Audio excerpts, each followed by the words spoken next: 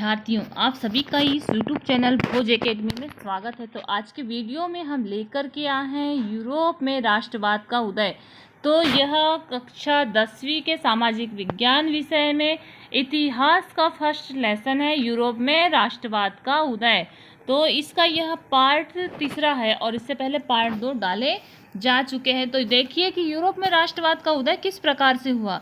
तो हम पिछले पार्ट में फ्रांसीसी क्रांति में कौन कौन से कदम उठाए गए और स्टेट जनरल के बारे में भी जानकारी प्राप्त की थी और नेपोलियो के बारे में जानकारी हमने प्राप्त की थी। अब हम देखते हैं कि महत्वपूर्ण सबसे पहले तिथियां देख लेते हैं, जो कि परीक्षा उपयोगी महत्वपूर्ण तिथि हैं। और कई बच्चों की समस्या ये आती है कि तिथियां याद नहीं होती, तो आप तिथियों को बार बार याद कीजिए और लिख करके याद कीजिए। आप 3 या 4 बार लिख करके यदि तिथियां याद करते हो तो आपको अवश्य तिथियां याद हो जाएंगी। तो देखिए, सबसे पहले देखते हैं कि नेपोलियो का इटली पर हमला। तो नेपोलियो युद्ध की शुरुआत, तो नेपोलियो का इटली पर हमला या नेपोलियो युद्ध की शुरुआत कब हुई थी? तो इसका आंसर है 1797 में। तो नेपोलियो का इटली पर हमला और नेपोलियो के युद्ध की शुरुआत कब हुई? तो 1797 में। उसके बाद अगला प्रश्न आता है कि नेपोलियो का पतन या वियना संधि। तो नेपोलियो का पतन कब हुआ? तो नेपोलियो का पतन हुआ 1814 और 1815 के बीच में।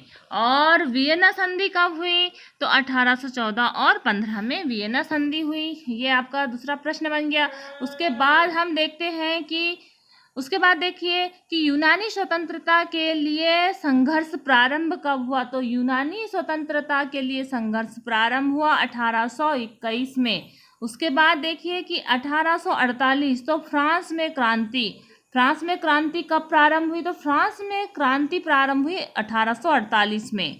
और इस क्रांति के क्या परिणाम हुए? तो देखिए, आर्थिक परेशानियों से ग्रस्त कारीगरों और औद्योगिक मजदूरों और किसानों की बगावत, मध्यम वर्ग संविधान और प्रतिनिधित्व सरकार के गठन की मांग करता है और इतालवी, जर्मन और मैग्यार, पोलिश और चेक आदि राज्यों की मांग करने लगे।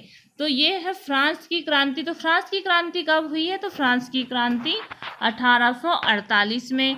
उसके बाद देखिए कि इटली का एकीकरण। तो इटली का एकीकरण हुआ 1859 और 1870 के बीच। और जर्मनी का एकीकरण कब हुआ है? तो जर्मनी का एकीकरण 1866 और 1871 के मध्य हुआ। फिर हम देखते हैं कि हेम्सबर्ग और ऑटोमन साम्राज्यों में स्वाल राष्ट्रवाद मजबूत हुआ। तो ये हुआ 1905 में। तो इस प्रकार से ये हमने महत्वपूर्ण तिथि देख लिए।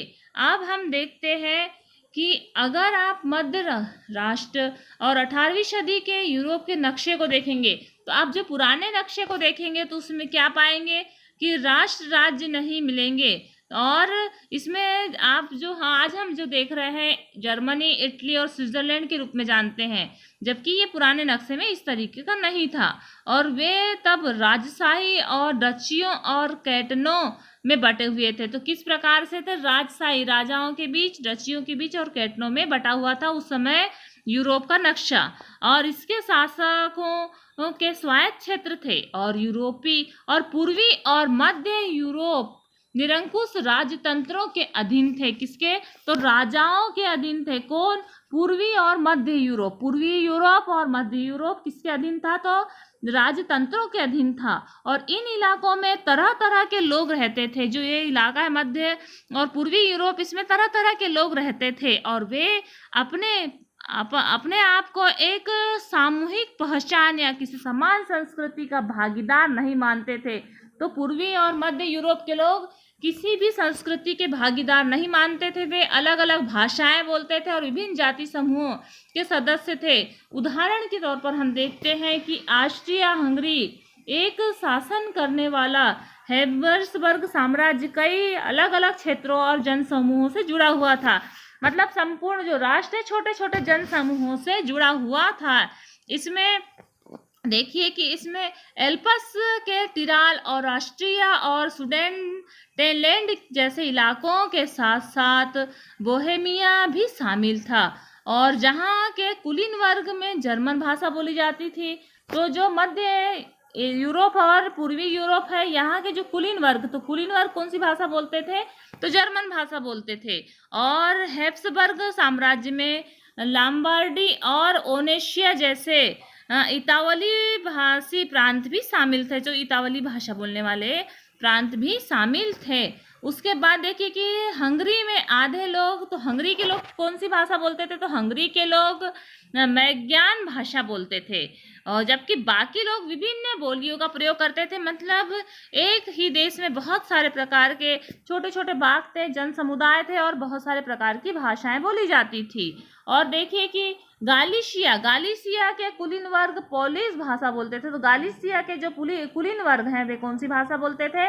तो गालिसिया के कुलीन वर्ग पोलिश भाषा बोलते थे। इन प्रभावशाली समूहों के अलावा हेम्सबर्ग साम्राज्य की सीमा रेखा के भीतर भारी संख्या में खेती करने वाले अधीन अवस्था में रहते थे, और उत्तर में बोहेमियन और स्लोवाक और कार्निवला में स्लोवेक्स, दक्षिण में क्रोएट और पूरब की तरफ ट्रांसिल्वेनिया में रहने वाले राउमन लोग हुआ करते थे। ऐसा फर्क राजनीतिक एकता को आसानी से बढ़ावा देने वाला नहीं था। तो इस प्रकार से छोटे छोटे समूह के लोग रहते थे। तो ये इस प्रकार के लोग राजनीतिक एकता को बढ़ावा नहीं दे सकते। इस तरह तरह के समूह को आपस में बांधने वाला तत्व केवल सम्राट के प्रति सबकी निष्ठा थी। मतलब जो आपस में एकजुट किस तरीके से होते थे? तो सम्राट के प्रति निष्ठा रखते हुए ही एकजुट हो सकते थे। राष्ट्रवाद, राष्ट्र राज्य के विचार कैसे उभर करके आए? अब हम देखते हैं कि कुलीन वर्ग का जन्म किस प्रकार हुआ और नया मध्यम वर्ग किस प्रकार से आया। तो अब हम सबसे पहले कुलीन वर्ग के बारे में जानते हैं कि कुलीन वर्ग क्या था। तो सामाजिक और राजनीतिक रूप से जमीन का मालिक कुलीन वर्ग कहलाता था। तो कुलीन वर्ग के बारे में पूछा तो क्या लिखोगे? सामाजिक और राजनीतिक रूप से जमीन का मालिक कुलीन वर्ग यूरोपीय महाद्वीप का सबसे प्रभावशाली वर्ग था। तो कुलीन वर्ग कौन था? तो सामाजिक और राजनीतिक रूप से जो जमीन का मालिक है, सामाजिक और राजनीतिक रूप से जो जमीन का मालिक है वही कुलीन वर्ग हुआ करता था। और कुलीन वर्ग क्या है? एक प्रभावशाली वर्ग था। इस वर्ग के समस्त जो सदस्य हैं एक साझा जीवन शैली में बंधे हुए थे। मतलब एक एकत्रित साझा प्रकार की जीवन शैली में बंधे हुए थे। वे क्षेत्रीय विभाजनों के आर पार व्याप्त थी। इन ग्रामीण इलाकों में ज्यादातर और शहरी हवेली के मालिक थे। तो जो ग्रामीण इलाकों में जायदाद के मालिक हुआ करते थे, तो जो कुलीन वर्ग है, कुलीन वर्ग ग्रामीण इलाके में जायदाद और शहरी हवेलियों के मालिक हुआ करते थे। राजनीतिक कार्यों के लिए तथा उच्च वर्गों के बीच में वे फ्रेंच भाषा बोलते थे। तो कुलीन वर्ग कौन सी भाषा का उपयोग करते थे? तो कुलीन वर्ग फ्रेंच भाषा का उपयोग करते थे, और उनके परिवार में अक्सर वैवाहिक बंधनों में आपस में एक दूसरे से जुड़े हुए थे। मगर यह शक्तिशाली कुलीन वर्ग की संख्या लिहाजा से एक छोटा सा समूह था। मतलब एक बड़े कुलीन वर्ग की संख्या को बहुत कम मात्रा में थी। जनसंख्या के अधिकांश क्षेत्र लोग कृषक थे। तो अधिकांश लोग क्या थे? तो कृषि करते थे। और पश्चिम में ज्यादातर जमीन एक किराएदार और छोटे काश्तकार खेती करते थे। तो ये हो गए आपके जो कुलीन वर्ग है। कुलीन वर्ग क्या है? सामाजिक और राजनीतिक रूप से जमीन का जो मालिक होता था वो कुलीन वर्ग होता था। और जो कुलीन वर्ग है उनके पास में ज़्यादातर जायदाद और शहर में हवेलियों के भी मालिक हुआ करते थे। ये कुलीन वर्ग आपस में कौन सी भाषा बोलते थे? तो ये आपस में जो राजनीतिक कार्यों में कौन सी भाषा बोलते थे? तो फ्रेंच भाषा का उपयोग करते थे। और कुलीन वर्गों में आपसी जो है वैवाहिक संबंध आपस में जुड़े हुए थे। और परंतु जो कुलीन वर्ग है ये बहुत छोटे समुदाय में थे या छोटे समूहों में थे। तो इस प्रकार से आपको कुलीन वर्ग के ऊपर आपको टिप्पणी लिखना है यदि परीक्षा में पूछा जाता है तो। उसके बाद हम देखते हैं कि मध्यम वर्ग। तो एक पॉइंट आया था कि मध्यम वर्ग क्या है। तो मध्यम वर्ग जो उद्योगपतियों, व्यापारियों और सेवा क्षेत्र के लोग थे। तो मध्यम वर्ग वाले कौन थे?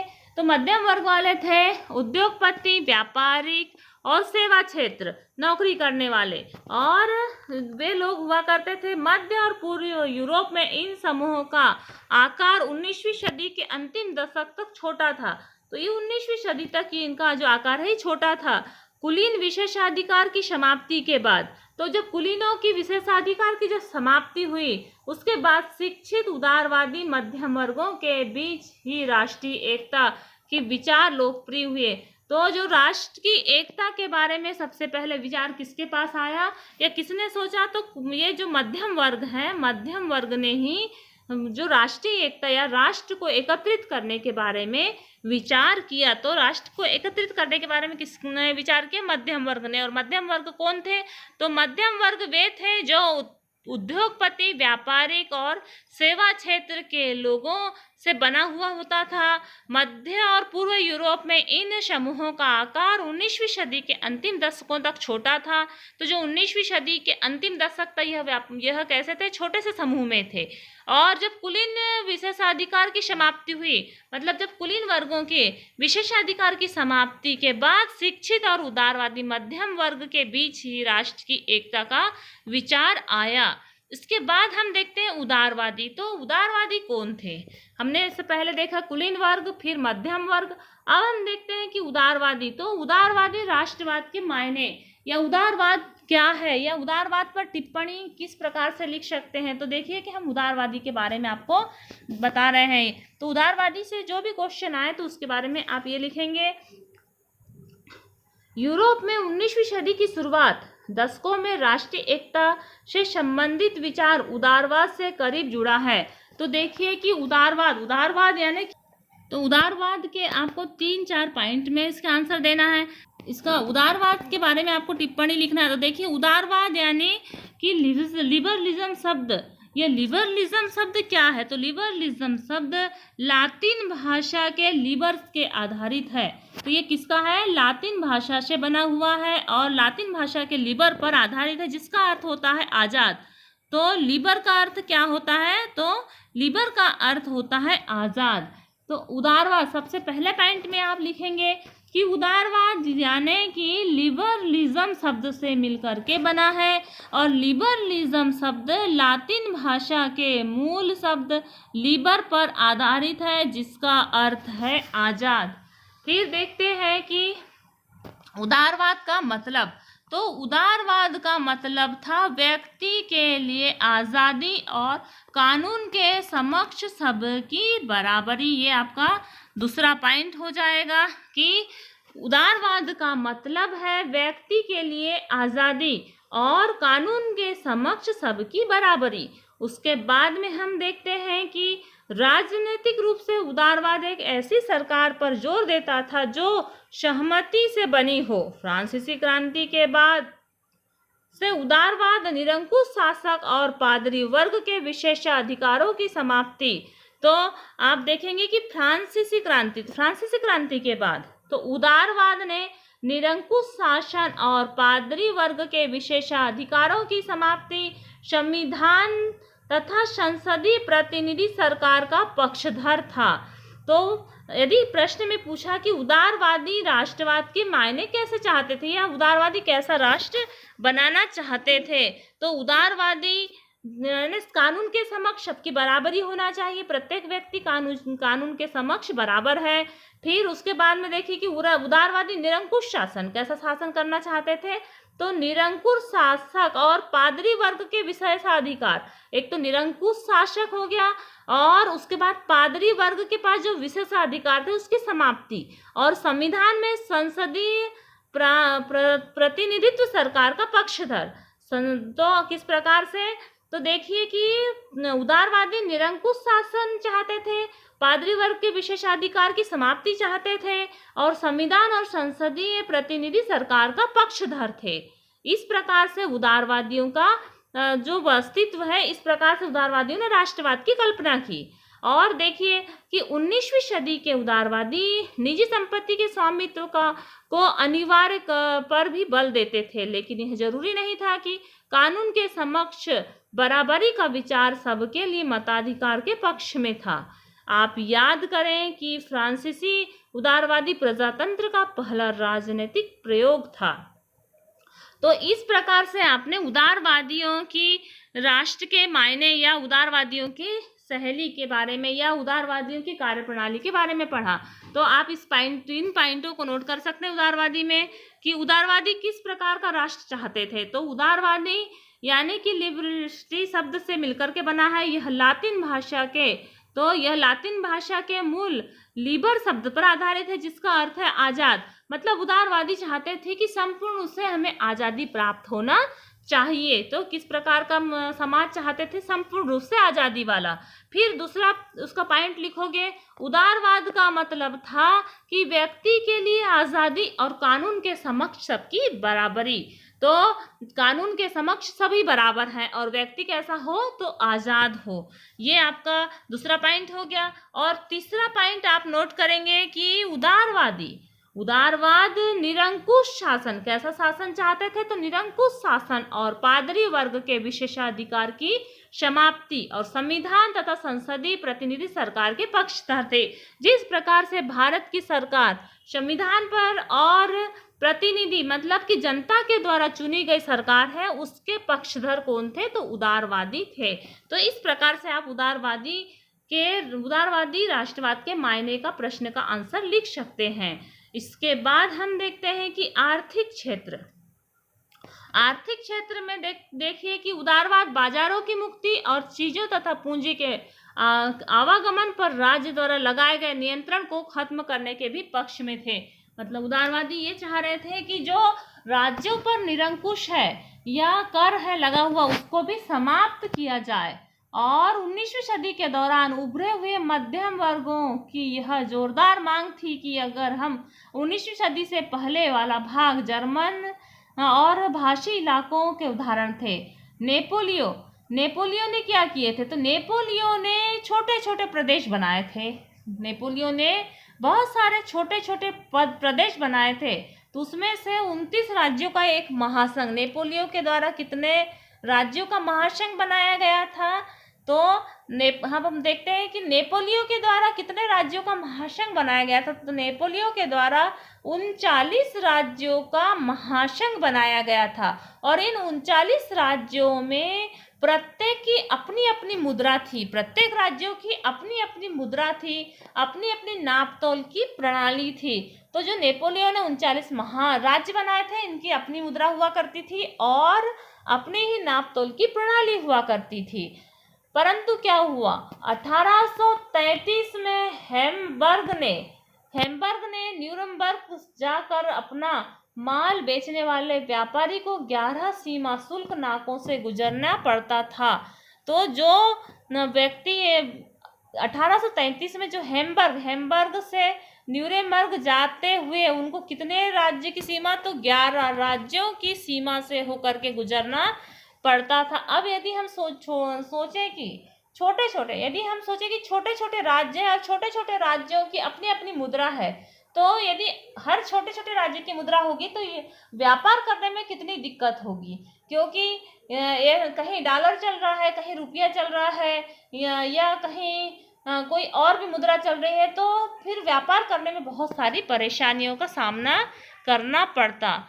तो इस तरह से हर बार लगभग 5% सीमा शुल्क देना पड़ता था। मतलब एक राज्य से दूसरे राज्य जाना तक के लिए 11 प्रकार के जो बॉर्डर है या 11 प्रकार के राज्यों से होकर गुजरना पड़ता और 5% सीमा शुल्क मतलब जो सीमाओं पर जो कर लगता है वो देना पड़ता था। शुल्क अक्सर वस्तुओं का वजन और आकार के अनुसार होती थी। जो टैक्स है वो कैसा होता था? तो वस्तुओं के वजन और आकार के आधार पर हुआ करता था। चूंकि हर क्षेत्र की अपनी नापतोल व्यवस्था थी, मतलब जो नापतोल व्यवस्था है वो भी अलग ही हुआ करती थी। जिस प्रकार से कि मसलन जो प्रांत था, मसलन में कपड़े नापने का पैमाना एले था, जिसकी लंबाई अलग अलग जगह पर बदल जाती थी।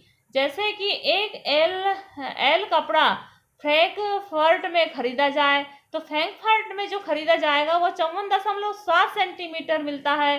तो मेज में खरीदने पर यह 55.1 सेंटीमीटर मिलेगा और न्यूरेबर्ग में खरीदने पर यह 65.6 सेंटीमीटर मिलेगा और फ्राइबर्ग में खरीदने पर यह 53.5 सेंटीमीटर मिलेगा।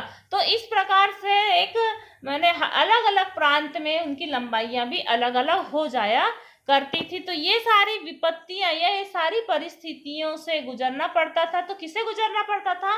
व्यापारिक वर्ग को। तो अब उन लोगों ने देखिए कि क्या किया। तो अब हम देखते हैं कि जब विविध प्रकार की परिस्थितियों से गुजरने के बाद व्यापारिक वर्ग या वाणिज्यिक वर्ग ने क्या किया? प्रश्न आएगा कि यूरोपीय वाणिज्यिक वर्ग ने ये परिस्थितियों को समाप्त करने के लिए क्या किया। तो देखिए कि ऐसी परिस्थितियों को आर्थिक विनिमय और विकास में बाधक मानते थे। जो व्यापारिक वर्ग या वाणिज्यिक वर्ग थे वे ऐसी परिस्थितियों को विकास और विनिमय में बाधक मानते थे और ऐसे एकीकृत आर्थिक क्षेत्र के निर्माण के पक्ष में तर्क दे रहा था। चूंकि वस्तुओं लोग पूंजी का आवागमन बाधा रहित हो गया। वस्तुओं का और लोगों का और पूंजी का जो आवागमन है वो कैसा हो गया? बाधा रहित हो गया। 1834 में प्रसा की पहल पर एक शुल्क संघ जाल्वेराइन स्थापित किया गया जिसे अधिकांश जर्मन राज्य शामिल हो गए। इस संघ ने शुल्क अवरोधों को समाप्त कर दिया और तो जाल्वेराइन जो था इसने जो शुल्क संघ है या टैक्स का संघ था उसको समाप्त कर दिया और इस संघ ने शुल्क अवरोधों को समाप्त कर दिया और मुद्राओं की संख्या 2 कर दी। पहले 30 से ऊपर मतलब 39 देश थे तो 39 में 39 प्रकार की मुद्राएं थी। तो जो 30 से ऊपर की जो मुद्राएं थी उसे समाप्त कर दिया। किसने? तो जाल्वेराइन ने ये समस्त जो टैक्स या मुद्राएं थी उसे समाप्त कर दिया। अब सिर्फ रह गई मुद्राओं की संख्या कितनी? तो अब मुद्राओं की संख्या 2 हो गई। और इसके अलावा रेलवे के जाल ने गतिशीलता बढ़ाई, मतलब यातायात के साधन अत्यधिक मात्रा में बढ़े जिससे कि आर्थिक हितों को राष्ट्रीय एकीकरण का सहायता बनाया गया और उस समय अपन रही व्यापक राष्ट्रवादी भावनाओं को आर्थिक राष्ट्रवाद की लहर से मजबूत किया गया। तो इस प्रकार से जो पहले पुराने यूरोप में छोटे छोटे जो राज्य थे उन्हें समाप्त करके और जो छोटे छोटे राज्यों की मुद्रा और नापतोल की पद्धति थी उसे समाप्त किया गया। तो इन छोटे छोटे राज्यों की नापतोल की पद्धति को जाल्वेराइन के द्वारा या जाल्वेराइन शुल्क संघ के द्वारा समाप्त किया गया। अभी तक हमने उदारवादियों के बारे में जाना। अब हम देखते हैं कि 1815 के बाद नया रूढ़िवाद। तो नया रूढ़िवाद कैसा आया?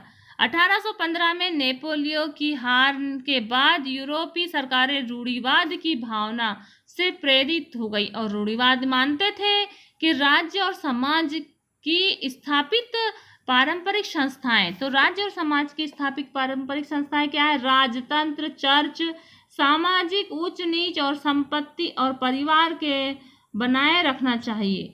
तो राजतंत्र को बनाए रखा जाए, चर्च को, सामाजिक उच्च नीच और संपत्ति और परिवार को बनाए रखना चाहिए। फिर भी अधिकतर रूढ़िवादी लोग क्रांति से पहले के दौर में वापस नहीं चाहते थे। जो रूढ़िवादी है वो क्रांति के पहले वाले ही दौर में रहना चाहते थे, उससे आधुनिकता की ओर नहीं जाना चाहते थे। नेपोलियन द्वारा शुरू किए गए परिवर्तन से उन्होंने यह जान लिया कि आधुनिकीकरण राजतंत्र जैसे पारंपरिक संस्थाओं को मजबूत बनाने में सक्षम था और वह राज्य की ताकत को ज़्यादातर कारगर, मजबूत बना सकता था और एक आधुनिक सेना, कुशल नौकरशाही, गतिशील अर्थव्यवस्था और सामंतवाद और भूदासत्व की समाप्ति यूरोप के निरंकुश राजतंत्र की शक्ति प्रदान करना चाहते थे। अब हम देखते हैं कि रूढ़िवादी का अर्थ क्या है? ऐसा राजनीतिक दर्शन जो परंपरा, स्थापित संस्थाओं और रिवाजों पर जोर देता है, जो तेज बदलावों के बजाय क्रमिक और धीरे धीरे विकास को प्राथमिकता देता है। जो रूढ़िवादी हैं एकदम तरीके से या जल्दी से बदलाव नहीं चाहते थे, वे बदलाव धीरे धीरे चाहते थे, जो कि हमने कक्षा 9th में भी रूढ़िवादी उदारवादियों के बारे में अध्ययन किया है। अब हम देखते हैं 1815 में ब्रिटेन, रूस, प्रशा और ऑस्ट्रिया जैसे यूरोपीय शक्तिशाली जिन्होंने मिलकर नेपोलियो को हराया था। तो नेपोलियो को किसने मिलकर हराया? कि ब्रिटेन, रूस और प्रशा ने मिलकर के नेपोलियो को हराए, और वे प्रतिनिधि यूरोप के लिए एक समझौता तैयार करने के लिए वियना में मिले, और इस सम्मेलन की मेजबानी ऑस्ट्रिया के चांसलर ड्यूक मेटरनिख ने की थी। तो जो वियना में ऑस्ट्रेलिया के चांसलर के द्वारा इनकी मेजबानी की गई, और इन प्रतिनिधियों में 1815 की वियना संधि तैयार की गई। तो वियना की संधि कब हुई? 1815 में। और इन सब कई सारे बदलावों को खत्म करना और नेपोलियो युद्ध, तो नेपोलियो युद्ध के दौरान हुए थे, फ्रांसीसी क्रांति के दौरान हटाए गए बुर्बो वंश को सत्ता में बहाल किया गया। तो जो फ्रांसीसी क्रांति के दौरान हटाए गए बुर्बो राजवंश था, उसको सत्ता से बहाल किया गया, और फ्रांस ने इन इलाकों को खो दिया जिन पर कब्जा करने नेपोलियो ने अधीन किया था। फ्रांस की सीमाओं पर कई राज्य कायम कर दिए गए ताकि भविष्य में फ्रांस विस्तार न कर सके। अतः उत्तर में नीदरलैंड का राज्य स्थापित किया गया। तो इस प्रकार से सभी तरीके से सब जगह राज्य स्थापित किए गए, और इसमें बेल्जियम शामिल था, और दक्षिण में कौन था? तो दक्षिण में पिडमार्ड और जेनोवा जोड़े गए। प्रशा को उसकी पश्चिमी सीमाओं पर महत्वपूर्ण नए इलाके दिए गए। ऑस्ट्रिया को उत्तरी इटली का नियंत्रण सौंपा गया। तो ये देखिए, ऑस्ट्रिया को उत्तरी इटली पर नियंत्रण सौंपा गया, मगर नेपोलियो के 39 राज्यों को जो जर्मन महासंघ स्थापित किया था उसे बरकरार रखा गया। तो जो 39 राज्य थे जो नेपोलियो के द्वारा अलग अलग बनाए गए थे, उसमें जर्मन राज्य का ही महासंघ रहा। पूर्व में रूस को पोलैंड का एक हिस्सा दिया गया, जबकि प्रशा को सैक्सनी का एक हिस्सा प्रदान किया गया। इन सब का मुख्य उद्देश्य उन राजतंत्रों की बहाली थी जिसने नेपोलियो ने बर्बाद कर दिया था। तो जो नेपोलियो ने जिन राजतंत्र को बर्बाद किया था उनको आज़ाद किया गया। 1815 में स्थापित रूढ़िवादी शासन व्यवस्थाएं निरंकुश थी। तो 1815 की जो रूढ़िवादी शासन व्यवस्थाएं कैसी थी? तो वे निरंकुश थी, और वे आलोचना और असहमति बर्दाश्त नहीं कर सकती थी। और देखिए, उन्होंने उन गतिविधियों को दबाना चाहा जो कि निरंकुश सरकारों की वैधता पर सवाल उठाती थी। ज्यादातर सरकारों ने सेंसरशिप के नियम बनाए। तो अधिकतर जो सरकारें थी उनने किसके नियम बनाए? तो अधिकतम सरकारों ने सेंसरशिप के नियम बनाए, जिसका उद्देश्य क्या था? तो जिनका उद्देश्य था अखबारी किताबों, नाटकों और गीतों में व्यक्त उन बातों पर नियंत्रण लाना जिससे फ्रांसीसी क्रांति से जुड़े स्वतंत्रता और मुक्ति के विचार झलकते थे। लेकिन फिर भी फ्रांसीसी क्रांति की स्मृति उदारवादियों को लगातार प्रेरित कर रही थी। नई रूढ़िवादी व्यवस्था के आलोचक उदारवादी राष्ट्रवादियों द्वारा उठाए गए मुख्य मुद्दा था। तो से हमने उदारवादी, रूढ़िवादी और कुलीन वर्ग और मध्यम वर्ग के बारे में इस पार्ट में आपको जानकारी दी, और आने वाले वीडियो में हम इसी का नेक्स्ट पार्ट मतलब पार्ट नंबर 4 की भी जानकारी देंगे। तो इसमें जो आपको बताया गया है जो महत्वपूर्ण तिथियां हैं, और मध्यम वर्ग के बारे में आपको क्या लिखना है, उदारवादी के बारे में क्या लिखना है, और रूढ़िवादियों के बारे में किस प्रकार से 3-4 लाइनों में आंसर लिखना है, इसको आप अपने उत्तर पुस्तिका में नोट कीजिए। और आप यदि इस चैनल पर नए हैं और आपने इस चैनल को सब्सक्राइब नहीं किया है तो आप इस चैनल को सब्सक्राइब करें, बेल आइकन दबाएं, वीडियो को अधिक से अधिक शेयर करें ताकि अधिक से अधिक छात्र छात्राओं तक यह वीडियो पहुंच सके। धन्यवाद।